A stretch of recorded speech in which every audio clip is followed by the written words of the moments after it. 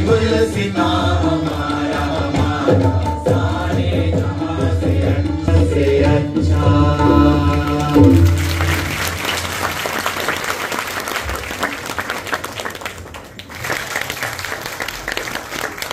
अब हम उन्हें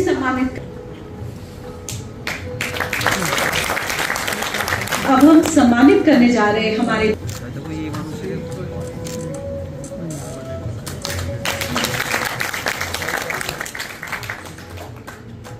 वर्षों में बापू के मूल्यों और आदर्शों पर चलते हुए अनेक नौजवान विद्यार्थियों ने, हमारे टीचर्स ने, हमारे प्रिंसिपल्स ने, हमारे स्कूल और हायर एजुकेशन के ऑफिसर्स ने या विभिन्न विभागों के लोगों ने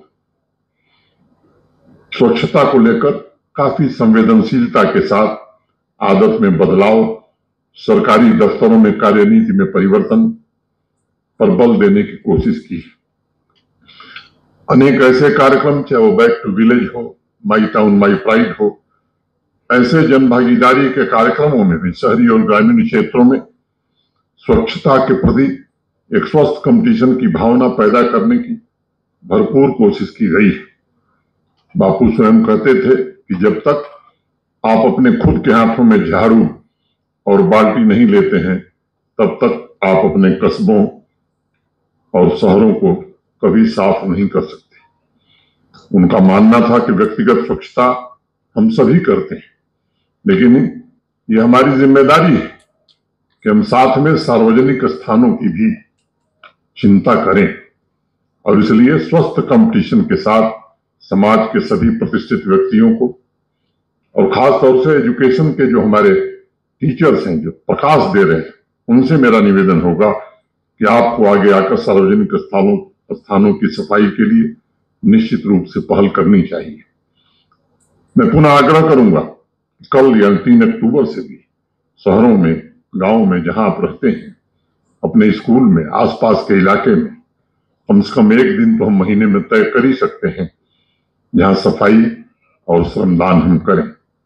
जन आंदोलन की तरह कुछ चिन्हित स्थानों को सुंदर बनाने में हमारे विद्यालयों का, महाविद्यालयों का, स्कूल का, कॉलेज का क्या योगदान हो सकता है, हमारे स्टूडेंट्स और टीचर्स मिलकर के कैसे इनोवेटिव आइडियाज के साथ इस काम को क्रियान्वित कर सकते हैं, इस पर निश्चित रूप से आप सोचिए।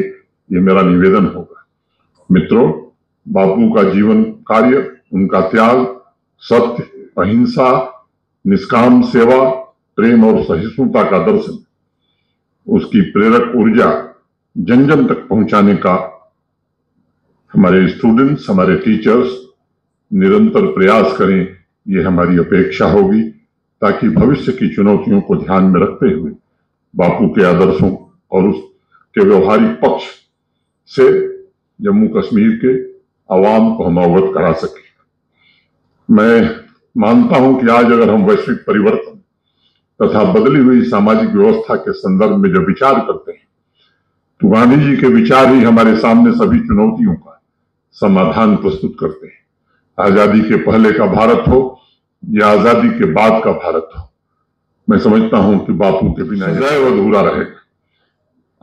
आजादी मिलने के बाद जब देश में उथल पुथल का दौर चल रहा था, 29 दिसंबर 1947 को गांधी जी ने कहा था कि मैं प्रार्थना करता हूं कि इस अंधकार में जम्मू कश्मीर एक सितारा बनकर देश को रोशनी दिखाए। हमें यह ध्यान रखना चाहिए कि हमारे बारे में बापू ने क्या कहा था। एकता, भाईचारे और सामाजिक समरसता के दृष्टिकोण से गांधी जी को जम्मू कश्मीर में आशा की किरण उस समय नजर आई थी, और इसलिए समस्त जम्मू कश्मीर के आवाम की और विशेष रूप से शिक्षा के क्षेत्र से जुड़े हुए अध्यापकों की जिम्मेदारी बढ़ जाती है। बापू के आदर्शों को लोगों तक पहुंचाने और इस सामाजिक ताने बाने को सुरक्षित रखने में हम भी अपनी भूमिका का निर्वहन करें, ये हमारी जिम्मेदारी है। आपने देखा है, कल ही जम्मू कश्मीर में लोकतंत्र का महापर्व संपन्न हुआ है। तीसरे चरण का मतदान पूरे जम्मू कश्मीर में कल संपन्न हो गया। मई में लोकसभा के चुनाव हुए थे। 3 महीने के भीतर विधानसभा के चुनाव शांतिपूर्ण, निष्पक्ष ढंग से हुए और आज ये केवल भारत में नहीं पूरे विश्व में चर्चा का केंद्र बिंदु बना हुआ है। 1,40,00,000 जम्मू कश्मीर के नागरिकों ने संविधान के मूल्यों में अपनी आस्था दोहराते हुए इस खूबसूरत जम्मू कश्मीर को देश के विकास में अपने योगदान का संकल्प अपने मतदान के माध्यम से लिया है। बापू हमेशा जम्मू कश्मीर में अमन और तरक्की देखना चाहते हैं। पिछले 5 वर्षों में माननीय प्रधानमंत्री जी के नेतृत्व में जो कार्य हुए हैं, चाहे वो ग्रास रूट डेमोक्रेसी का एम्पावरमेंट हो, शांतिपूर्ण चुनाव हो या विकास के अन्य काम हो, ये इस बात के प्रमाण है कि जम्मू कश्मीर अब अपने अतीत को भुलाकर एक नए इतिहास की रचना करने में व्यस्त है। युवा पीढ़ी ने भी इस बात को बखूबी समझा है और इसलिए आज उनके हाथों में बंदूक और पत्थर जैसे विध्वंस के औजार नहीं है, बल्कि सृजन के और संकल्प के सपने उनकी आंखों में दिखाई पड़ते हैं। अभी लोकसभा एवं विधानसभा चुनाव के दौरान पूरी दुनिया ने देखा कि रात 12 बजे तक बेखौफ होकर विभिन्न राजनीतिक दलों या इंडिपेंडेंट कैंडिडेट प्रचार कार्यों में जुटे हुए थे। यह अपने आप में इस बात का प्रमाण है कि पिछले 4-5 वर्षों में भयमुक्त जम्मू कश्मीर की स्थापना करने में बड़ी सफलता मिली है। आज मैं युवा पीढ़ी से आग्रह करना चाहूंगा कि अमन और तरक्की की इस रफ्तार को हमें बनाए रखना है, निष्काम सेवा में अपने आप को समर्पित करना है।